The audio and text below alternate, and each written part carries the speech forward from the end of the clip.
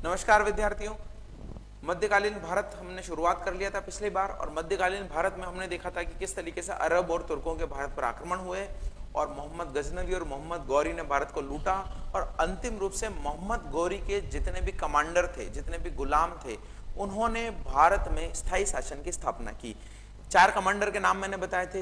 एक था यल्दोज जिसने गजनी पर या गौर पर शासन किया, फिर दूसरा था कुबाचा जिसने पाकिस्तान पर शासन किया, तीसरा था कुतुबुद्दीन ऐबक जिसने लाहौर से लगाकर दिल्ली तक शासन किया, और एक था बख्तियार खिलजी। तो बख्तियार खिलजी को मैंने बताया कि नालंदा विक्रमशिला विश्वविद्यालय को नष्ट किया, वेस्ट बंगाल असम तक आक्रमण किया, और फिर बख्तियार खिलजी की हत्या हो जाती है। 3 बचे थे। 3 में से कुतुबुद्दीन ऐबक ने अपना शासन चलाया, उसकी भी मृत्यु हो जाती है। तो कुबाचा और यल्दोज बचे। उन्होंने हमेशा ट्राई किया कि किसी तरीके से भारतीय शासन को अपने में मिला लिया जाए। तो आपको पता होगा कि यल्दोज जो मैंने बताया था, यल्दोज, तो यल्दोज का शासन तो था कहां पर, अफगानिस्तान में, और मुल्तान वगैरह पर किसका शासन था, कुबाचा का शासन था, जो पाकिस्तान में मुल्तान और इस पर शासन करता था। तो मुल्तान के शासक के लिए बहुत आसान था कि वो लाहौर पर आक्रमण करे, क्योंकि उस समय कुतुबुद्दीन ऐबक की राजधानी लाहौर थी। लेकिन कुतुबुद्दीन ऐबक की मृत्यु के बाद में चूंकि राजधानी लाहौर थी, तो लाहौर से राजधानी दिल्ली शिफ्ट करने का काम किया कुतुबुद्दीन ऐबक के दामाद ने, जिसका नाम क्या था, इल्तुतमिश। इल्तुतमिश उसने सोचा कि राजधानी को दिल्ली ले आते हैं, तो दिल्ली ले आया वो। लेकिन थोड़े ही टाइम में कुबाचा की मृत्यु हो जाती है, और कुबाचा की जब मृत्यु होती है तो बस एक ही बचा, या तो इधर इल्तुतमिश बचा जो कुतुबुद्दीन ऐबक का कहेंगे कि दामाद था या इसका उत्तराधिकारी था, और दूसरा बचा कुबाचा, यल्दोज।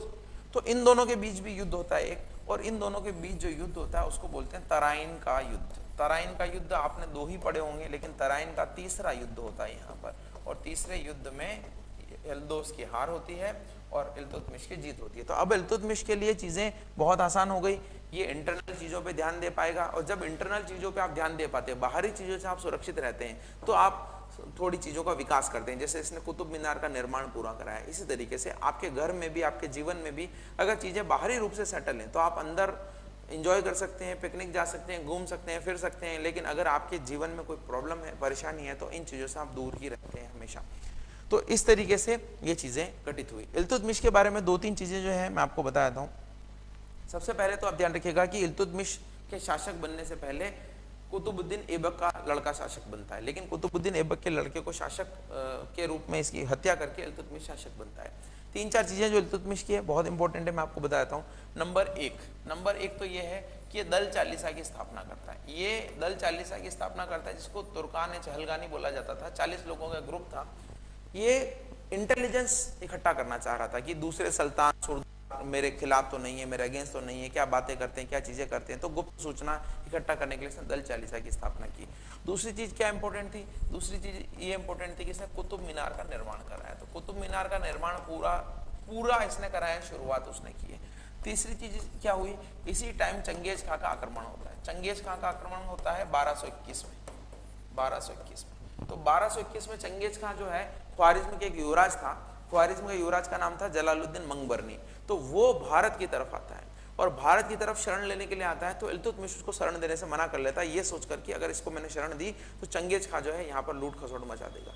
तो उस समय चंगेज खां सिंध तक आता है, जलालुद्दीन मंगबरनी की हत्या करके वापस चला जाता है। तो ये 3-4 चीजें बहुत इंपॉर्टेंट। एक और बहुत इंपॉर्टेंट चीज जो मैं आपको बताना चाहूंगा कि इल्तुतमिश की लड़की का नाम था रजिया, और इल्तुतमिश की मृत्यु के बाद में रजिया सुल्तान बनती है 4 वर्ष के एक छोटे से शासन के लिए, और भारत में पहली मुस्लिम महिला शासिका थी वो रजिया सुल्तान। तो रजिया की हत्या भी बाद में कर दी जाती है, तो वो मैं आपको बताऊंगा, और उस मुहावरे का अर्थ भी बताऊंगा कि रजिया गुंडों में फंस गई, जो एक मुहावरा कई बार लोग जो है स्लैंग में बोल देते हैं, वो क्या है। तो देखते हैं इल्तुतमिश के बारे में और क्या चीजें हैं। खास तो मैंने बता दिया है। ऐबक के लड़के आराम शाह था, आराम ही करता रहता था। इसको मारकर जो है इल्तुतमिश गद्दी पर बैठा, और इसने लाहौर से दिल्ली ट्रांसफर कर दी कैपिटल को, ये आपको पता होगा। कुतुब मीनार का निर्माण कराया, ये मैंने बता दिया। 1215-16 के बीच में बैटल ऑफ तराइन, यल्दोज को इसने हरा दिया, ये मैंने आपको बता दिया है। 2 कॉइन इसने जारी किए, जीतल और टंका। बिल्कुल बहुत इंपॉर्टेंट क्वेश्चन है या बहुत इंपॉर्टेंट फैक्ट है। जीतल जो है कॉपर का होता था, टंका जो है सिल्वर का होता था। ये टंका बहुत बाद तक चलता रहा। दिल्ली सल्तनत में टंका नाम का जो कॉइन था वो बहुत बाद में चलता रहा। इवन मोहम्मद बिन तुगलक ने जब टंके की जगह पीतल के, कांसे के कॉइन चलाए, तो उस समय भी टंका चलता था सिल्वर का।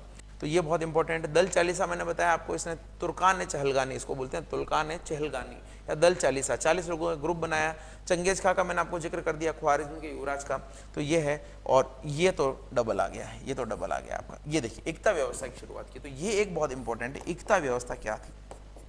देखिए एकता व्यवस्था का मतलब है इस तरीके से भारतीय राजाओं में व्यवस्था थी सामंतवाद की, वैसे एकता व्यवस्था। एकता व्यवस्था का मतलब ये होता है कि एक व्यक्ति जो राजा है कई सारे क्षेत्रों का प्रशासन नहीं संभाल सकता है, तो कई सारे क्षेत्रों का प्रशासन न संभाल सके उसके लिए उसने क्या किया है कि वो राज्य को अलग अलग हिस्सों में बांट देता है, राज्य को अलग अलग हिस्सों में बांट देता है और अलग अलग सामंतों को नियुक्त कर देता है। उन सामंतों का अलग अलग सिस्टम हो सकता है, मॉडल ऑफ रेवेन्यू हो सकता है। मॉडल ऑफ रेवेन्यू क्या होगा कि आप अपने क्षेत्र में शासन करिए, वहां से रेवेन्यू इकट्ठा करिए और हमारे को सेना में मदद करिए। ये सिस्टम तो था राजपूतों का कि सेना की में मदद करना है हमें, जब भी हम पुकारे आ जाना है। दूसरा सिस्टम एकता व्यवस्था इसने चालू की। इसने क्या किया, अपने सामंत बनाए, अपने को अलग अलग लोगों को वहां पर नियुक्त किया और वहां पर नियुक्त करने के बाद में उनको ये बोला कि आप रेवेन्यू इकट्ठा करिए, सेना पर खर्च करिए और जो बाकी रेवेन्यू सरप्लस बच जाए वो हमें भेज दीजिए। उसको बोलते थे फवाजिल। फवाजिल या फाजिल जो है वो एक्स्ट्रा रेवेन्यू होता था जो वहां पर बच जाता था। तो एकता व्यवस्था का मतलब इक्तेदार नियुक्त कर दी, अलग अलग सूबों में प्रशासन को बांट दिया और वहां पर इक्तेदार नियुक्त कर दिया। इक्तेदार का मतलब इसके सामंत होते थे जो वहां का शासन भी संभालते थे, सेना भी रखते थे, खर्चा करते थे और बाकी एक्स्ट्रा चीजें जो थी, एक्स्ट्रा रेवेन्यू जो था, वो एक्स्ट्रा राजस्व जो था, वो कर की आमदनी जो है इल्तुतमिश को भेज देते थे। तो एकता व्यवस्था की शुरुआत करने वाला भारत में इल्तुतमिश था। तो ये बहुत इंपॉर्टेंट चीजें जो है मैंने आपको बता दिया। आप कोई से भी किताब पढ़िए, सब जगह ऑलमोस्ट यही सारी चीजें लिखी हुई मिलेगी, एक आध पॉइंट ऊपर नीचे है। तो ये हमें याद रखना है। हमारा जितना हिस्ट्री का पोर्शन है उसके हिसाब से तो मैं बहुत ज्यादा डेप्थ में पढ़ा रहा हूँ, लेकिन फिर भी मैंने पॉइंट वाइज लिख दिया है। कभी भी पीडीएफ उठाइए, ये सारी चीजें लिखी गई हैं, आप बस उसको पढ़ लीजिए क्या चीजें हैं, बार बार पढ़ेंगे तो याद हो जाएगा आपको, और इसी में से पॉइंट आते हैं। मैं आपको प्रीवियस ईयर के क्वेश्चंस भी करवाऊंगा, आपको बताऊंगा देखिए किस तरीके के क्वेश्चन आए, ये सारा पढ़ने के बाद मैं आपको करवा दूंगा। नेक्स्ट देखिएगा, नेक्स्ट क्या है, यहाँ पर इसकी बेटी रजिया शासन करती है 1236 से 1240 के बीच में। इसकी माँ का नाम तुर्कान था। क्या नाम था? तुर्कान। ये तुर्कान ऐसे लिखते हैं, तुर्कान। और इससे पहले रुकनुद्दीन फिरोज गद्दी पर बैठा। तो इल्तुतमिश का लड़का एक्चुअली रुकनुद्दीन फिरोज था। रुकनुद्दीन फिरोज जो है 2-4-6 महीने के लिए शासन करता है, लेकिन वो भी विलासी व्यक्ति था, तो उसको हटाकर जो है रजिया गद्दी पर बैठ जाती है। अब जब रजिया गद्दी पर बैठती है तो सबसे बड़ी प्रॉब्लम ये थी रजिया के लिए कि वो महिला थी, और जब महिला शासन करती है तो पुरुषों के लिए बहुत दिक्कत होती है। तो उसने भी क्या है, एक पुरुषों की तरह व्यवहार करना शुरू कर दिया। उसने कुबा और कुल्ला पहनना शुरू कर दिया। कुबा का मतलब होता है कोट, लंबा कोट होता है, पैरों घुटनों तक आता है, और कुबा का मतलब होता है टोपी। तो टोपी लगाना, कोट पहनना शुरू कर दिया और शासन चलाना शुरू कर दिया। तो एक तरीके से वो अपने आप को बताना चाह रही थी कि मैं भी सशक्त हूँ, लेकिन पुरुषों को ये समझ नहीं आया, ये उससे जो है वो कहेंगे कि वास्ता नहीं रखते थे। तो उन्होंने कई सारी चालें चली, कोशिश की। तो रजिया ने अपनी मदद करने के लिए अपने एक प्रेमी, यानी याकूत नाम का एक प्रेमी था, उसको अमीर अखुर बना दिया। अमीर अखुर का मतलब होता है कि गुड़ सेना का उसका मुखिया बना दिया। ये बोला जाता है कि याकूत जो था पहले इल्तुतमिश जो उसके रजिया के पिता थे, उनको घोड़े पे चढ़ने में मदद करता था, यानी घोड़ सवारी के लिए मदद करता था, अपना हाथ रखता था, अपने हाथ पे इल्तुतमिश पैर रख के घोड़े पर चढ़ता था। इस पोस्ट से उसने बड़ी पोस्ट दे दी, क्योंकि अपने लोगों को जगह देने से उसको सुरक्षित महसूस होता था। तो याकूत को उसने अमीर अखुर का पद दे दिया। लेकिन जब पंजाब में विद्रोह हुआ तो रजिया बहुत समझदार शासिका थी। उसने सोचा कि पंजाब में विद्रोह दबाने के लिए चले जाते हैं, तो याकूत को लेकर वो पंजाब में विद्रोह दबाने के लिए चली जाती है। लेकिन पंजाब में जिसने विद्रोह किया था उसका नाम था अल्तुनिया। अल्तुनिया ने क्या किया, वहां पर जैसे ही रजिया पहुंचती है तो याकूत की हत्या कर लेते हैं और रजिया को बंदी बना लेता है। तो अब तो सरदार समझे कि ठीक है रजिया तो गई, अब हमारा शासन होगा। लेकिन रजिया ने बड़ी चाल चली। रजिया ने क्या चाल चली, रजिया ने सोचा कि जब अल्तुनिया ने मेरे को गिरफ्तार कर लिया और याकूत की तो मृत्यु हो गई, तो मैं क्यों ना अल्तुनिया से शादी कर लूं। तो अल्तुनिया से शादी करके रजिया जो है दिल्ली वापस आती है। लेकिन दिल्ली वापस आते समय पंजाब में कैथल नाम की जगह होती है, तो कैथल नाम की जगह पर रजिया को जो दल चालीसा मैंने बताया था इल्तुतमिश ने बनाया था, उसकी कमान अब दिल्ली वालों के हाथ में थी। कई सारे सरदार चाहते थे कि रजिया शासन न करें, तो दल चालीसा को भेजा और रात में सोते समय रजिया और अल्तुनिया की घेर कर हत्या कर दी गई। तो इसीलिए बोला जाता है कि रजिया फंस गई गुंडों में। कैसे? चारों तरफ से घेर कर उन 40 लोगों ने रजिया को मार दिया, हत्या कर दी उसकी। तो क्लियर है आपको, यही सारी बातें मैंने यहाँ पर लिखी है आपके लिए। पहली महिला मुस्लिम शासिका थी। और कुबा और कुल्ला मैंने बताया, कुबा को कोट बोल सकते हैं आप, कोट और टोपी, कोट और टोपी जो है ये पहनने लग गई थी। फिर जलालुद्दीन याकूत जो है ये इसका प्रेमी था, जिसने अमीर आखुर नियुक्त किया। अमीर आखुर का मतलब घुड़ सवारी सेना का प्रमुख। 1240 में अल्तूनिया ने विद्रोह कर दिया पंजाब में, तो उसको विद्रोह को दबाने के लिए याकूत को मारकर, ये याकूत के साथ गई थी, तो याकूत को मारकर क्या किया, रजिया को बंदी बना लिया, उससे शादी कर ली। बाद में दोनों को दल चालिसा द्वारा पंजाब के कैथल में बहराम शाह के कहने पर मार दिया गया। ये बहराम शाह जो है बाद में शासक बनता है, और यही बहराम शाह जो है उस समय के लिए शासन करता है। लेकिन रजिया के बाद में सारे शासक कमजोर साबित होते हैं। 2-3 शासक आते हैं, वो सारे कमजोर होते हैं। लास्ट शासक नसरुद्दीन शाह आता है, लेकिन नासरुद्दीन जो है अपनी सत्ता अपने ससुर को सौंप देता है, उसका नाम होता है बलबन। तो बलबन ही बाद में मेजर शासक बनता है, बाकी सारे शासक कमजोर होते हैं। बलबन जो है एक तरीके से कह सकते हैं कि अंतिम शक्तिशाली शासक होता है गुलाम वंश का। उसके बाद में गुलाम वंश में कोई भी ढंग का शासक नहीं आता है, और बाद में गुलाम वंश का खत्म हो जाता है, और गुलाम वंश के बाद में आता है खिलजी वंश। इस तरीके से चलेगा ये। तो चलिए देख लेते हैं कुछ चीजों, कुछ शासकों को देख लेते हैं। देखिए बहराम शाह 2 साल शासन कर पाता है, बहुत ज्यादा नहीं। अलाउद्दीन मसूद शाह 4 साल शासन कर पाता है, कुछ नहीं। नासरुद्दीन महमूद जो है ये ज्यादा साल शासन करता है, वैसे तो कहेंगे कि 20 साल शासन करता है, लेकिन ये 20 सालों का शासन इसका खुद का नहीं होता है। ये 20 सालों का शासन जो है वो 20 सालों के शासन में बलबन एक्चुअली शासन करता है। बलबन क्यों शासन करता है? क्योंकि बलबन अपनी बेटी की शादी नासरुद्दीन महमूद से करा देता है। बड़ा भोला भाला शासक रहता है। ये खाली टाइम में क्या करता है, कुरान की कॉपी करता है, कुरान लिखते रहता है, टोपियां सीता था, अपना जीवन निर्वाह इस तरीके से करता था। इसको सुल्तान एक्चुअली बलबन के कहने पर ही बनाए गए थे, बलबन के द्वारा ही उस समय बनाए गए थे, कठपुतली शासक की तरह। बाद में बलबन के हाथ में सत्ता होती है, और बाद में 1266 में जब इसकी मृत्यु होती है, कहते हैं बलबन ने इसको मारा हालांकि, लेकिन फिर भी जब इसकी मृत्यु होती है 1266 ईस्वी में 1266 में, तो उसके बाद में बलबन जो है शासन कर लेता है। तो बलबन भी 1266 से 1286 तक शासन करता है, यानी 20 साल बलबन खुद शासन करता है, और 20 साल बलबन इनडायरेक्ट रूप से शासन करता है। तबगास नासिरी के रचयिता हैं, उन्होंने बोला है कि ये एक आदर्श सुल्तान था, लड़ाई झगड़ा हिंसा कुछ नहीं करना है, उस तरीके से आदर्श शासन है। टोपी सीकर जीवन निर्वाह करता था, खाली समय में कुरान की कॉपी करता था, ये इसके काम थे। और इसकी शादी किससे हुई है? बलबन की लड़के से इसकी शादी हुई थी, और बलबन को उलग खां की उपाधि देता है। उलग खां की उपाधि उस समय एक वीर की उपाधि टाइप मानी जाती थी, जिसने बहुत अच्छा काम किया, तो उलग खां की उपाधि ये दे देता है। तो ये चीजें आपकी हैं इतिहास में, जहां से मैंने बताई कि ऐबक वंश या गुलाम वंश में ये सरदार हुए। अब जब बलबन के हाथ में सत्ता आ गई, तो बलबन क्या करेगा? बलबन भी बहुत इंपॉर्टेंट व्यक्ति था। देखिए बलबन ने क्या किया, वो हम आपको कहानी सुना देता हूँ थोड़ी बहुत, उसके बाद में हम बात करेंगे। ऑफलाइन क्लासेस में क्या होता था, ये मुझे लिखवाना पड़ता था साहब, बोल बोल के। बलबन ने ये किया, नासिरुद्दीन महमूद से अपनी बेटी की शादी करवा दी। नासिरुद्दीन महमूद टोपी सीकर जीवन जीता था, ये लिखवाना पड़ता था। लेकिन यहाँ पर मुझे सिर्फ लेक्चर देना है, इसलिए बहुत ही जल्द जो है हम इसको कवर कर सकते हैं, और ज्यादा मैटर कवर कर सकते हैं। आपके हाथ में भी लिखा हुआ होगा, तो आपको पूछना नहीं पड़ेगा। और जहाँ जहाँ हिंदी इंग्लिश मैंने ट्राई किया कॉम्बिनेशन करने का, लेकिन देखिए हिंदी के स्टूडेंट भी बहुत हैं, इंग्लिश के भी बहुत हैं। हिंदी मेरी प्रेफरेंस रहती है वैसे हमेशा, बट मैं इंग्लिश के स्टूडेंट को भी नाराज नहीं करना चाहता, इसलिए कई सारी जगह मैं मेंशन करता हूं। लेकिन छोटी मोटी चीजें तो आपको समझना पड़ेगी। जीवन निर्वाह को भी आप बोलेंगे कि क्या कहते हैं, तो फिर गड़बड़ होगी। तो बलबन की बात कर रहे हैं। बलबन जो था वो शासक बना। बलबन के सामने सबसे बड़ी चुनौती क्या थी? बलबन के सामने सबसे बड़ी चुनौती थी कि जितने भी ये कमजोर शासक हुए ना, रेपो गिरा दी थी सुल्तान की। रेपो गिराने का मतलब ये कि सुल्तान को सुल्तान नहीं समझा जाता था। ऐसा समझा जाता था कि सुल्तान को तो कभी भी गर्दन पकड़ के बाहर किया जा सकता है, मारा जा सकता है, गिरा जा सकता है। तो सामंत जो है बहुत ज्यादा शक्तिशाली हो गए थे। तो बलबन, अगर आपके घर वाले आपके सामने शक्तिशाली हो जाएं, तो आप भी क्या है, अधिकारी बन के उनको डरा सकते हो। ऐसा इस तरीके से बलबन ने भी किया। बलबन ने क्या किया? बलबन ने, आप जो पुराना हमारा देवी उत्पत्ति का सिद्धांत है कि राजा जो है वो देवी लोक से आया है, राजा को देवी शक्तियां प्राप्त होती है, तो उसने वो सिद्धांत दिया। और बहुत कम जो है दरबार में बहुत कम सामंतों से बात करता था। इसने एक सिजदा और पेबोस की प्रथा चालू की। सिजदा और पेबोस का मतलब है कि राजा से जब भी आप मिलने आओ, सुल्तान से मिलने आओ, तो घुटनों के बल बैठ जाओ और लेट के उसके पैरों को चूम लो।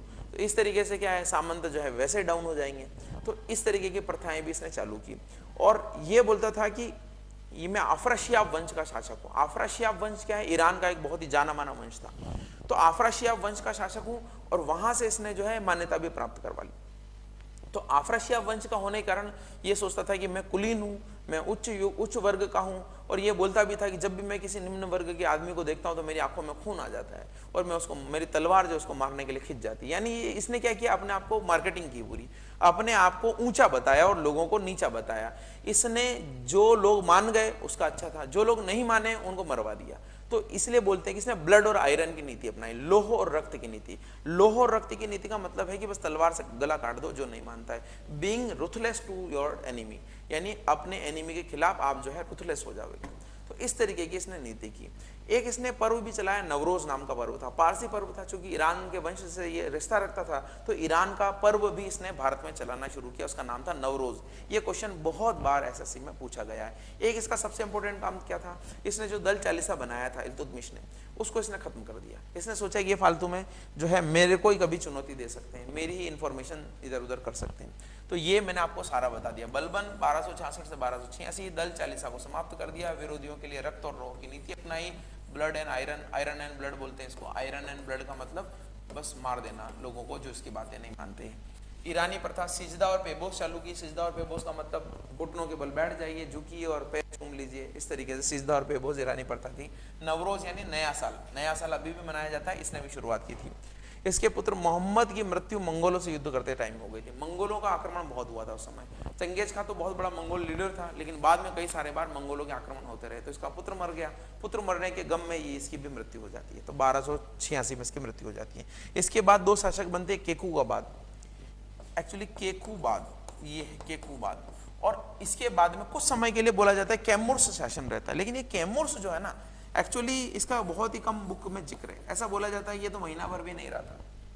तो अंतिम शासक केकुबाद ही जो है माना जाता है, और गुलाम वंश का अंतिम शासक केकुबाद था। लेकिन कभी आपको ऑप्शन में कैमूर्स दिखा हुआ है तो कैमूर्स को टिक करिएगा, क्योंकि वास्तव में तो वही था, लेकिन कई सारी किताबों में इसका चूंकि छोटा शासन था इसलिए दिया नहीं जाता है। तो केकुबाद की मृत्यु के बाद में, केकुबाद की हत्या के बाद में एक्चुअली शासन जो है तो खिलजी वंश में आ जाता है। और खिलजी वंश का जो जलालुद्दीन खिलजी होता है, तो जलालुद्दीन खिलजी जो है केकुबाद की हत्या करके शासन अपने हाथ में ले लेता है। हो सकता है कुछ दिनों के लिए उसी ने कैमूर्स को अपने शासनकाल अपने उसके लिए बिठाया हो, और अपने उसके लिए बिठाया हो कि कठपुतली शासक बना देते कुछ दिन के लिए, बाद में कैमूर्स को हटाकर वो बैठ गया हो। तो इसके बाद में खिलजी वंश की शुरुआत होती है। और खिलजी वंश जितने भी दूसरे शासन हुए हैं उनमें खिलजी वंश जो है सबसे छोटा वंश था, सबसे छोटा वंश था, यानी कि केवल 1290 से 1320 तक रहा। बस ये 30 साल के शासन में सबसे कम समय शासन किया खिलजी वंश ने। तो बलबन के बाद में ये सारी चीजें आपकी होती हैं। ठीक है, तो चलिए आगे पढ़ते हैं, खिलजी वंश के बारे में जानते हैं। तो खिलजी वंश में देखिए सबसे पहले शासक कौन हुआ। खिलजी वंश में सबसे पहला शासक था जलालुद्दीन खिलजी। इसको जेके भी बोला जाता है, और इसके बेटे को, इसके दामाद को एके बोला जाता है। अलाउद्दीन खिलजी और जेके। जेके तो बहुत इंपॉर्टेंट था नहीं, एके जो था अलाउद्दीन खिलजी था वो बहुत इंपॉर्टेंट था। जलालुद्दीन खिलजी तो चूंकि कमजोर शासक था, उदार शासक था, हिंदुओं के लिए सबके लिए उसने उदारता बरती, तो उदार शासक था, इतना कुछ खास उसने किया नहीं। हाँ, बस उसके लिए एक ही बात है कि उसको जो है उपाधि दी गई थी, किसके द्वारा, शाइस्ता खां की उपाधि दी गई थी। शाइस्ता खां की उपाधि दी गई थी उसको केकुबाद के द्वारा, लेकिन बाद में उसी को मारकर, केकुबाद या कि मैंने बताया कैमूर्स को मारकर जो है वो सत्ता हत्या ली। अब उसका दामाद और भतीजा कौन था, उसका दामाद और भतीजा था अली गुरसप। तो अली गुरसप जो था उसने 1296 ईस्वी में इसकी हत्या कर दी। एक्चुअली ये कहा जाता है कि 1296 ईस्वी में इसने इसकी हत्या किस तरीके से की, इसको धोखे से बुलाया गया, और धोखे से बुलाकर इसके जो सामंत या साथी थे अली गुरसप के, उन्होंने इसका गला रेत दिया था, उसको करके हत्या कर दी थी। तो अली गुरसप जो था वही बाद में अलाउद्दीन खिलजी के नाम से यहाँ पर शासन करता है, और अलाउद्दीन खिलजी के नाम से इस पर बैठता है। तो अली गुरसप जो था, अली गुरसप ही अलाउद्दीन खिलजी के नाम से शासन पर बैठा था। तो अली गुरसप ने ही अपने क्या किया, अपने चाचा की हत्या कर दी और ये शासन पर बैठा। अब देखिए अलाउद्दीन खिलजी बहुत इंपॉर्टेंट शासक है।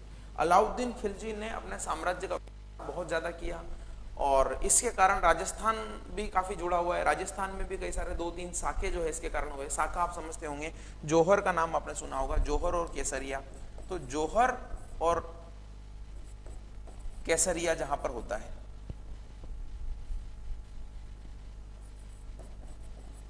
उसको हम साका बोलते हैं। जौहर का मतलब महिलाएं जो है अपने रक्षा करने के लिए आग में कूद जाती है तो सती हो जाती है, उसको जौहर बोलते हैं। और केसरिया का मतलब होता है कि राजपूत पुरुष भी जो है, योद्धा जो है, अपने सिर पर केसरिया धारण करके साफा पहनकर लड़ने लग जाते हैं और फिर बाद में मृत्यु को प्राप्त होते हैं। तो वो दोनों चीजें जहां होती है उसको हम साका बोलते हैं। तो इसके कारण राजस्थान में बहुत साके भी हुए। ये एक ऐसा राजा था जिसने बहुत सारे सुधार भी किए, कृषि से संबंधित सुधार, बाजार से संबंधित सुधार, सैनिकों से संबंधित सुधार, और कई सारे इसने, ये कहूंगा मैं कि पूरा साउथ इसने कैप्चर कर लिया था। इसका एक सिपहसालार था जिसका नाम था मलिक काफूर, एक हिजड़ा था, वो यूनक था, और वो यूनक को 1000 दिनार में खरीदा गया था। तो 1000 दिनार में खरीदने के कारण उसको 1000 दिनारी भी बोला जाता था। तो मलिक काफूर ने ही कहते हैं साउथ का एक्सपेडिशन किया था, साउथ में वो गया था और साउथ में कई सारे राजाओं को, महाराजाओं को उसने हराया था। और मलिक काफूर ही कोहिनूर का हीरा जो है वो जो वहां के साउथ के शासक थे, पर उसका नाम था द्वितीय, क्या नाम था उसका, एक नाम था उसका, वारंगल के शासक, काकतीय वंश के वारंगल के शासक थे, उनके द्वारा उसको ये हीरा दिया गया था। यही हीरा जो है ये बाद में यहाँ पर लेकर आता है। तो ये सारी चीजें जो है मैं आपको बताऊंगा अभी, इनमें कुछ कुछ कहानियां हैं जो मैं आपको बताऊंगा, उससे आपको याद रह जाएगा। तो सबसे पहले तो आप ध्यान रखिएगा, अलाउद्दीन खिलजी जो है 1296 में बैठा, अली गुरसफ अलाउद्दीन के नाम से शासन पर बैठा, ये ठीक है। इसने अपना राज तिलक बलबन के द्वारा लाल महल में करवाया गया। ये रेड फोर्ट एक्चुअली जिक्र आता है कई बार, इसलिए मैंने यहाँ पर लिख दिया, स्पेशल मेंशन कर दिया। ये रेड फोर्ट जो है ये लाल रेड फोर्ट वो नहीं है, लाल किला नहीं है, लाल महल, आप इसको ऐसे ही लिखिएगा, लाल महल बनाया गया था बलबन के द्वारा, और उसी में जनरली सभी का कोरोनेशन होता था, राज तिलक होता था, वहीं पर इसने भी करवाया है। अलाउद्दीन के साम्राज्य विस्तार के लिए कई सैनिक मिशन भेजे, तो सबसे सारे सैनिक मिशन जो है मैंने यहाँ लिख दिए हैं। सबसे पहला सैनिक मिशन भेजा गुजरात का, उलुग खां और नुसरत खां के नेतृत्व में।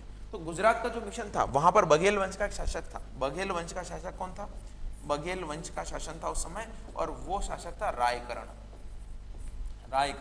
तो रायकरण इसका सामना नहीं कर पाया और रायकरण भाग के साउथ में चला जाता है, अपनी बेटी देवल देवी को लेकर चला जाता है, और इसकी जो वाइफ थी उसको ये सारे लोग जो है दिल्ली लेके चले जाते हैं। तो वाइफ को अलाउद्दीन खिलजी के सामने पेश किया जाता है और वो शादी कर लेता है उससे। इस तरीके से चलता था पहले तो गुजरात का अभियान बहुत सफल अभियान था, और यहीं से मैंने बताया मलिक काफूर इनको मिलता है। मलिक काफूर को ये लोग खरीद के लेके आते हैं, मलिक काफूर, और मलिक काफूर को 1000 दिनारी बोला जाता है क्योंकि इसको 1000 दिनार में खरीदा जाता है। गुलाम था, बाद में अलाउद्दीन खिलजी की सेवा में वो आ जाता है। इस अभियान से ही बाद में जुड़ा हुआ है कि जब ये यहाँ से आ रहे थे लूट खसोट करके, तो कई सारे मंगोल जो सैनिक थे वो मंगोल सैनिक भागकर लूट का सामान लेकर रणथंबोर चले जाते हैं। और रणथंबोर में उस समय चौहान वंश के, पृथ्वीराज चौहान के एक वंश का शासक था हमीर देव। तो हमीर देव का शासन था रणथंबोर। तो ये फिलहाल तो भाग के चले जाते हैं, ये भी दिल्ली चले जाते हैं। बाद में अलाउद्दीन खिलजी जो है ये बोलता है इनको कि हमारे सैनिकों को आप दे दीजिए, हम आपको जो है छोड़ देंगे। तो ये हमीर देव चौहान जो था, इसके बारे में बहुत बातें हैं। इसके बारे में एक बात है कि इसका हठ था, हमीर हटी बोला जाता है। हमीर हटी का मतलब एक बार जो ठान लेता था वही करता था। इसने बोला कि शरणागत को हमारा जो है आश्रय है, जो भी हमारी शरण में आता है उसको हम आश्रय देते, तो हम इसको भेज नहीं सकते। तो उसके नहीं भेजने के कारण, यानी गुजरात अभियान की लूट के कारण ही रणथंबोर का अभियान होता है। राजस्थान का पहला जल जोहर यहाँ पर होता है। इसकी रानी जो रंग देवी है हमीर देव की, वो जल में डूबकर अपनी मृत्यु को प्राप्त होती है। तो अच्छा ठीक है, हमीर देव का मैं बता रहा था कि हमीर देव के बारे में जिक्र है कि सिंह सुवन सतपुरुष वर्षन कदली फले एक बार, तिरिया तेल हमीर हट चढ़े न दूजी बार। यानी कि सिंह पुरुष, जो सिंह होते हैं, और सिंह पुरुष का मतलब है कि जो एक ही बालक को जन्म देती है, जो सिंह यानी कि शेरनी जो है वो एक ही बार बालक को जन्म देती है। सतपुरुष एक ही बार वचन बोलते हैं, और कदली फले, जो केले का वृक्ष होता है वो एक ही बार उसमें फूल आते हैं। तो उसी तरीके से हमीर हट तिरिया तेल चढ़े न दूजी बार, यानी कि शादी का रंग जो है तेल वो भी एक बार चढ़ता है और हमीर का हट भी एक बार चढ़ता है, और वो उतरता नहीं है, वो उसी बात को मान कर रखता है। तो ये पूरी कहानी है एक्चुअली इसके लिए, हमीर देव के लिए। तो जलालुद्दीन खिलजी ने भी ट्राई किया था एक बार रणथंबोर को जीतने का, लेकिन वो सफल नहीं हो पाया था। तो अलाउद्दीन खिलजी जो है नुसरत खां के नेतृत्व में हमीर देव को हराने के लिए सेना भेजता है। नुसरत खां की मृत्यु हो जाती है क्योंकि हमीर देव को विश्वास था कि मेरा किला जो रणथंबोर का किला है वो अवैध किला है, उसको कोई जीत नहीं सकता है। लेकिन बाद में अलाउद्दीन खिलजी एक राजपूत शासक को अपनी ओर मिलाकर हमीर देव पर आक्रमण करता है, किला जीत लेता है, हमीर देव की मृत्यु हो जाती है, और उसकी वाइफ रंग देवी जो है जोहर कर लेती है। तो इतिहास भरा पड़ा है ऐसे गद्दारों से, जहां पर गद्दारी की सजा जो है मौत होनी चाहिए थी, लेकिन उन गद्दारों ने ही बाद में पूरा इतिहास बदल दिया।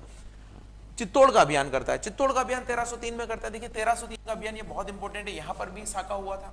साका क्या हुआ था, यहाँ पर आपको पता होगा रानी पद्मिनी की कहानी चलती है। रानी पद्मिनी जो है सिंहल देश की राजकुमारी थी, पद्मावत मूवी बनी उसके ऊपर। वो रानी पद्मिनी जो है चित्तौड़ के शासक राणा रतन सिंह की पत्नी थी। राणा रतन सिंह जो है बहुत ही शूरवीर शासक थे, चित्तौड़ में शासन करते थे, लेकिन उनके जो कहेंगे कि राज्यवेद या उनके आचार्य, उनके गुरु जो रहते हैं, उनकी नज़र भी रानी पद्मिनी पर थी, और बाद में उनको देश निकाला दे दिया जाता है। तो ये आपने पढ़ा होगा, उसमें मूवी में भी दिखाया गया है। अब ये जो है सत्यता कितनी है मुझे नहीं पता, क्योंकि ये पद्मावत नाम का जो ग्रंथ है, एक्चुअली पद्मावत नाम का जो ग्रंथ है वो मलिक मोहम्मद जायसी के द्वारा लिखा गया। मलिक मोहम्मद जायसी, मलिक मोहम्मद जायसी के द्वारा पद्मावत नाम का ग्रंथ लिखा गया। और ये मलिक मोहम्मद जायसी के द्वारा जो पद्मावत ग्रंथ लिखा गया, ये बाद में लिखा गया, 14वीं सदी में लिखा गया, लेकिन ये कहानी है पहले की। तो बाद में जो लिखा गया, अब उन्होंने इसको फैंटेसी के रूप में लिखा, फिक्शन के रूप में लिखा, ये क्या लिखा ये नहीं पता, लेकिन कहानी यही है। तो राणा रतन सिंह की पत्नी पर अलाउद्दीन खिलजी की भी नजर आ जाती है, और अलाउद्दीन खिलजी जो है उस पर आक्रमण करने के लिए जाता है, काफी दिन तक घेरा रहता है। चित्तौड़ का किला जो किलों में मतलब वैसे बोलते हैं गढ़ों में गढ़, चित्तौड़गढ़, बाकी सब गढ़ैया हैं। तो चित्तौड़ का किला बड़ा ही दुर्भेद्य अभेद्य है, उसको कोई जीता नहीं जा सकता इस तरीके से आसानी से। तो अलाउद्दीन खिलजी काफी समय तक घेरा डाल के वहां पर चित्तौड़ में रहता है, लेकिन समझौता करने के लिए वो राजी हो जाता है। वो बोलता है कि ठीक है, रानी पद्मिनी की एक झलक दिखा दीजिए मुझे, मैं आपका चित्तौड़ जो है आक्रमण नहीं करूंगा। तो राणा रतन सिंह वो मान लेते हैं उस बात को, और रानी पद्मिनी की झलक दिखाने के लिए वो उसको क्या करते हैं कि रानी पद्मिनी को एक अलग जगह खड़ा करते हैं, और वहां से कांच के थ्रू, कांच में ही प्रतिबिंब दिखा देते हैं किसको, अलाउद्दीन खिलजी को। जब अलाउद्दीन खिलजी कांच में प्रतिबिंब देखता है तो उसको लगता है कि अब ये रानी मेरी होनी चाहिए। तो उस समय तो वो चला जाता है, लेकिन बाद में वो आक्रमण करता है। उस समय एक्चुअली वो चला क्या है, धोखे से राणा रतन सिंह को वो दिल्ली लेके जाता है, और ये भी एक बड़ी वीर उसको छुड़ाती है। और कई सारे जो डोलियों में राजपूत शासक जो है, राजपूत राजा, राजपूत सामंत, राजपूत योद्धा जाते हैं, और वो समझते हैं कि रानी पद्मिनी अलाउद्दीन खिलजी रानी पद्मिनी आत्मसमर्पण करने के लिए आई है। तो रानी पद्मिनी अपने साथ में कई सारे वीर योद्धाओं को लेके जाती है, और अलाउद्दीन खिलजी ये समझता है कि जो डोलियों में उसकी दासियां आई है, 700 दासियों को वो बोलता है, हर डोली में 3-4 सैनिक लेके जाती है। और यहाँ पर बहुत भयानक युद्ध होता है। राणा रतन सिंह को छुड़ाकर वो चित्तौड़ ले आते हैं, और बाद में अलाउद्दीन खिलजी जब चित्तौड़ पर आक्रमण करता है तो रानी पद्मिनी जौहर कर लेती है, और राणा रतन सिंह लड़ते लड़ते मारे जाते हैं। तो यहाँ पर जो गोहिल वंश के राणा रतन सिंह थे, पूरा वंश उनका खत्म हो जाता है। बाद में ही चित्तौड़गढ़ पर सिसोदिया वंश का शासन आता है। तो ये चित्तौड़गढ़ का अभियान है। मालवा का अभियान महकल देव, इसको भी हरा देते हैं। कान्हड़ देव जालोर का अभियान, यहाँ पर भी एक शाखा होता है। एक्चुअली कान्हड़ देव का पुत्र होता है वीरमदेव। वीरमदेव और फिरोजा जो लड़की होती है अलाउद्दीन खिलजी की, इन दोनों का प्रेम प्रसंग होता है। फिरोजा उससे शादी करना चाहती है, लेकिन वीरमदेव जो है यहाँ जालोर आ जाता है। जब जालोर आ जाता है और वो रिश्ता अस्वीकार कर देता है, तो अलाउद्दीन खिलजी, ऐसा कहा जाता है कि यहाँ पर हमला करता है। यहाँ पर हमला करता है तो वीरमदेव की और कान्हड़ देव की मृत्यु हो जाती है। तो यहाँ पर भी एक जौहर होता है। तो जालोर का भी अभियान उसने किया था। ये 3 साउथ के अभियान है। देखिए, साउथ में एक्चुअली उस समय 4 राज्य हुआ करते थे। 4 राज्य कौन कौन से हुआ करते थे? देखिए, साउथ का अगर मैं नक्शा बनाऊं तो यहाँ तो यादवों का वंश था। यादव का राजा था रायकरण, ठीक है। और यहां पर था एक शासन काकतीय वंश का, तो काकतीय वंश का शासन था, प्रताप रुद्रदेव इसके शासक थे। एक यहाँ पर होयसल शासन था, होयसल वंश का शासन था, जिसकी राजधानी द्वार समुद्रम थी। और यहाँ पर पांड्यों का शासन था। इस तरीके से तो मलिक काफूर को भेजा जाता है। तो सबसे पहले तो रायकरण को हराया जाता है, यादव वंश के शासक जो है रायकरण को हराया जाता है। और जो बघेल वंश के जो गुजरात के शासक थे, जो मैंने बताया था कि सबसे पहले गुजरात का अभियान 1299 में किया था इन्होंने, ये गुजरात के जो शासक थे, ये रायकरण मैंने यहाँ पर लिख दिया है। तो ये बघेल वंश के शासक रायकरण थे। तो इनका नाम था रामचंद्र, एक्चुअली इनका नाम था रामचंद्र। तो रामचंद्र नाम के शासक थे, और इनको हराया जाता है सबसे पहले। फिर काकतीय वंश के प्रताप रुद्रदेव को हराया जाता है। यहाँ पर मैंने छोटे छोटे डिटेल लिख दिए। काकतीय वंश के शासक कौन थे? प्रताप रुद्रदेव। इनकी राजधानी कौन सी थी? वारंगल। तो ये इस तरीके से मैंने राजधानी लिख दी है, किस वर्ष में एक्सपेडिशन हुआ, किस वर्ष में आक्रमण हुआ, कब हराया गया, वो मैंने लिख दिया है। क्या इंपॉर्टेंट चीज है वो मैंने लिख दिया। कोहिनूर का डायमंड जो है प्रताप रुद्रदेव के माध्यम से ही, जो गोलकुंडा की खदानों से निकला था, वो मलिक काफूर को दिया जाता है, और मलिक काफूर बाद में अलाउद्दीन खिलजी को देता है। उसी तरीके से होयसल वंश का शासन था। वीर वल्लाल यहाँ के राजा थे, और उनकी कैपिटल थी द्वार समुद्रम। द्वार समुद्रम का अभी नाम जो है वो बेल्लूर, कर्नाटक में हेलीबीडू यहाँ की राजधानी है। तो यहाँ पर बहुत सारे सुंदर मंदिर भी बनाए गए हैं हेलीबीडू, कर्नाटक में। तो ये किसका शासन था? होयसल वंश का शासन था। फिर पांड्य वंश का शासन था। इसमें 2 राजा थे, 2 एक्चुअली भाई थे जो लड़ रहे थे आपस में राजगद्दी पाने के लिए उस समय, वीर पांड्य और सुंदर पांड्य। लेकिन यहाँ पर पांड्य वंश का जब यहाँ हमला होता है तो ये दोनों भाग जाते हैं और ये पकड़ में नहीं आते हैं। तो एक तरीके से पांड्य वंश में पूरा अधिकार नहीं होता है, वो लूट फाट के वापस आ जाते हैं। तो पूरा साउथ जो है उस समय यहाँ तक, केरला तक, ऐसा बोला जाता है कि इवन मलिक काफूर तो जो था वो रामेश्वरम तक पहुंच गया था, और रामेश्वरम में एक मस्जिद का निर्माण भी, एक मंदिर को तोड़कर इसने करवाया था। तो पूरा साउथ जो है अलाउद्दीन खिलजी के हाथों में आ जाता है। तो इस तरीके से इसने अपने राज्य का विस्तार किया। और जब ये राज्य का विस्तार कर लिया तो इसने क्या किया, सिकंदर सानी की उपाधि धारण की। सिकंदर सानी का मतलब सिकंदर के समान ही ग्रेट, अलेक्जेंडर द ग्रेट के समान विश्व विजेता की उपाधि धारण की कि मैंने इतना सारा जो है सब कुछ जीत लिया, सबको हरा दिया है। और सर्वाधिक मंगोल आक्रमण भी इसी के समय हुए थे। अब देखिए इतना सारे एक्सपेडिशन किए, तो ये ध्यान रखिए कि इतने सारे युद्ध में अलाउद्दीन खिलजी सब जगह नहीं गया। अलाउद्दीन खिलजी जो है अपनी राजधानी में रहता था, और अलाउद्दीन खिलजी ने अपने खाली समय में बहुत सारे सुधार भी किए। तो अलाउद्दीन खिलजी के बहुत सारे अच्छे सुधार भी हैं जो उसने प्रशासनिक अच्छाइयों के लिए किए, प्रशासन में अच्छाई हो जाए, जनता का भी भला हो, बहुत सारी चीजें हैं। तो इसमें 3 प्रशासनिक सुधार बहुत इंपॉर्टेंट है। एक तो कृषि से संबंधित सुधार है, एक आपका मिलिट्री से संबंधित सुधार है यानी सेना से संबंधित सुधार है, और एक आपका है बाजार से संबंधित सुधार है। तो अब देखिए सबसे पहले मिलिट्री से संबंधित सुधार के बारे में बताता हूं। मिलिट्री यानी सेना संबंधित सुधार में सबसे पहले स्थायी सेना, स्टैंडिंग आर्मी रखने वाला व्यक्ति कौन था, अलाउद्दीन खिलजी था। उसने वेतन देना चालू किया, मिलिट्री को वेतन देना चालू किया, स्टैंडिंग आर्मी रखी उसने, नकद वेतन देना चालू किया। दूसरा उसने क्या किया कि कई बार जो सामंत घोड़े वगैरह रखते थे, तो मेरे घोड़े, उसने भी दिखा दिया कि मेरे पास 100 घोड़े हैं। तीसरे व्यक्ति ने भी वही घोड़े दिखा दिए कि मेरे पास भी 100 घोड़े हैं। तो उसने क्या किया कि आपके पास कितने सैनिक हैं उसके अकॉर्डिंग आपको जब वेतन दिया जाता है तो आपके सैनिकों का हुलिया लिखा जाएगा कि सैनिक कैसा है, वही सैनिक दूसरे व्यक्ति की तरफ से ना आ जाए। तो सैनिकों का हुलिया लिखा जाएगा और घोड़ों को दागा जाएगा।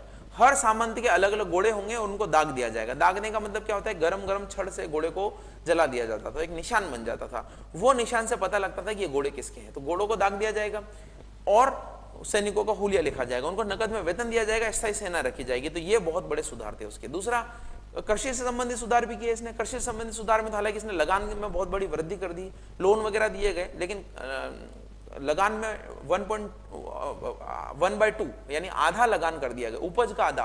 पहले 30% हुआ करता था, लेकिन इसने 50% लगान कर दिया, जितनी उपज होगी उसका आधा। लेकिन इसने सुधार क्या किया, सुधार ये किया कि पहले राजा के सैनिक या जो भी लगान लेने जाते थे वो बस देख लेते थे कि इतनी फसल का इतना है, जमीन की माप नहीं होती थी। सबसे पहली बार जमीन की माप के आधार पर कर निर्धारण की व्यवस्था जो है अलाउद्दीन खिलजी के द्वारा की गई। तो एक बड़ा सुधार था उस समय का।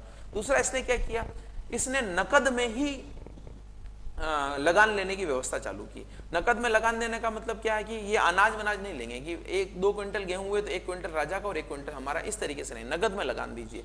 नकद में लगान देने का फायदा क्या हुआ कि किसानों को नगद नहीं होता था, तो वो तुरंत आनंद फानन में अपनी फसलें बेचते थे। आनंद फानन में जो फसलें बेचते थे तो कम दामों में फसलें बिक जाती थी। कम दामों में जो फसलें बिकती थी वो कम दामों में बाजार में आती थी, और जब बाजार में आती थी तो वहां पर कम दामों में जो सैनिक जो थे उनको कम वेतन में भी उनका काम चल जाता था, क्योंकि कम दाम होते थे। इसी के लिए इसने एक सिस्टम भी बनाया था। इसने क्या किया, तीसरा सुधार जो उसका था बाजार नियंत्रण का था। बाजार नियंत्रण के सुधार के लिए इसने क्या किया, एक शाहनाई मंडी नाम का एक व्यक्ति था। शाहनाई मंडी नाम के व्यक्ति अधिकारी को उसने नियुक्त किया कि बाजार में आपका उतार चढ़ाव नहीं होना चाहिए, मूल्य एक जैसे होने चाहिए, और जो भी व्यक्ति कालाबाजारी करे, उसको सस्ते में मिल रहा है लेकिन महंगा बेच रहा है, उसको क्या किया जाए, उसको सजा दी जाए। ये सब बोला जाता था कि कोई भी व्यापारी अगर कम तोलता था तो उतना मांस जो है उस व्यक्ति का निकाल के ये रख लेता था कि तुमने गद्दारी की है। सेम उसी तरीके से शहनाई मंडी को उसने बोला कि दरें फिक्स कर दो। आप दर फिक्स कर दोगे तो दरें फिक्स होने के बाद में चीजें सस्ती हो जाएंगी, और चीजें सस्ती होगी तो जिन सैनिकों को हम कैश वेतन पर रख रहे हैं उस कैश वेतन पे कम वेतन पे भी उनका गुजारा चल जाएगा, कम वेतन पे भी उनको रखा जा सकेगा। तो बाजार संबंधी सुधार किए, वो जुड़े थे कृषि सुधारों से, और कृषि सुधार जुड़े थे मिलिट्री सुधार से। तो ये सारे सुधार अलाउद्दीन खिलजी ने किए, इसलिए अलाउद्दीन खिलजी अपने 20 सालों के शासन में भी बहुत प्रसिद्ध हुआ, क्योंकि एक तो उसने पूरा साम्राज्य बना लिया इतना बड़ा, और इतने सारे सुधार उसने कर दिए। तो देखिए यहाँ पर 3-4 चीजें जो है मैं उसके लिख रहा हूँ। एक तो बता रहा हूँ आपको सैनिक सुधार, मैंने आपको पूरा बता दिया। स्थायी सेना, नकद वेतन, घोड़ा दागना, लिखना, ये सारे मैंने आपको बता दिए। कृषि में लगान बढ़ाकर उपज का आधा कर दिया, भूमि की माप के आधार पर लगान निर्धारण कर दिया, लगान में नकद में लेना कर दिया। तो पहले भूमि की माप नहीं होती थी, बस एक तरीके से कुंता हो जाता था कि इतनी फसलें जो है और इतना लगान आपको बनेगा। तो ये चीजें हैं। फिर बाजार सुधार मैंने आपको बताया, शाहनाई मंडी नाम का एक व्यक्ति जो है वो उसने नियुक्ति किया था, और इसको बोला गया था कि कीमतें फिक्स कर दी जाए, और जो कीमतें फिक्स होगी उसका बिल्कुल पालन किया जाए। अगर कोई भी व्यक्ति, कोई भी व्यापारी गलत करता है तो उसको सजा दे दी जाए। हालांकि इसने व्यापार में भी, बाजार में भी अलग अलग कर दिए थे। एक अनाज का व्यापार था, एक जो है कपड़ों का व्यापार था, जो शाही कपड़े होते थे, एक घोड़ों का, गुलामों का व्यापार था। तो अलग अलग इसने क्या किए, बाजार भी बना दिए थे। इसकी मृत्यु हो जाती है। एक रोग था, जलोदर नाम का एक रोग होता है, पेट की बीमारी होती है, असटाइटिस बोलते हैं उसको। इस रोग के कारण इसकी मृत्यु हो जाती है। और उसके बाद में जितने भी शासक हुए, 2 या 3 शासक आए, वो बहुत ही कमजोर थे, और खिलजी यहीं पर अंत हो है। एक शिहाबुद्दीन नाम का व्यक्ति, एक बाद में मुबारक शाह 1316 से 1320, और खुसरो खां जो है अंतिम शासक था खिलजी वंश का। तो खिलजी वंश का बहुत ही छोटे समय पर रहा, लेकिन खिलजी वंश के सुधारों के द्वारा, खिलजी वंश के साम्राज्य विस्तार के कारण खिलजी वंश बहुत पावरफुल माना जाता है। सबसे इंपॉर्टेंट एक ही शासक हुआ इसमें, अलाउद्दीन खिलजी, और राजस्थान की राजनीति, राजस्थान के राजवंश भी इससे काफी प्रभावित हुए, जो मैंने आपको बताया, जैसे जालोर पर आक्रमण, रणथंबोर पर आक्रमण, आपका चित्तौड़ पर आक्रमण, इस तरीके के यहाँ पर हुए। और मलिक काफूर का नाम आप याद रखिएगा, मलिक काफूर को 1000 बोला जाता है क्योंकि 1000 दिनार में इसको खरीदा गया था। तो उसी के कारण जो है साउथ को जीतने में अलाउद्दीन खिलजी को काफी मदद मिलती है। तो ये अलाउद्दीन खिलजी के बारे में है। और खुसरो खां की हत्या करके बाद में यहाँ पर तुगलक वंश का शासक स्थापित होता है। तो तुगलक वंश के शासन की जो भी चीजें हैं हम अगले वीडियो में डिस्कस करेंगे, और तुगलक वंश के बारे में जानेंगे कि वहां पर क्या क्या चीजें हुई। एक बहुत ही इंटरेस्टिंग शासक से आपका सामना करवाएंगे, जिसके बारे में कहा जाता है कि वो मूर्ख शासक था। जब वो मृत्यु हुई उसकी, तो उसको प्रजा से और प्रजा को उससे मुक्ति मिल गई। तो इंटरेस्टिंग वीडियो है, आप देखिएगा। नेक्स्ट वीडियो में मिलते हैं। Thank you so much.